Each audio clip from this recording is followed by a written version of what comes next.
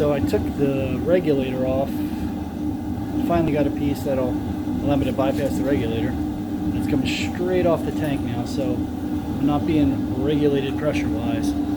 This is the first time I fired it up, and it seems like this may have finally fixed my issue, where I just wasn't getting enough heat in the forge. It's going pretty good. There's even a piece of coal in there, and I wanted to see if coal would light. There's some metal in there. We're going to see if it heats up. It's been on for a few minutes now. So here's hoping. Crossing my fingers.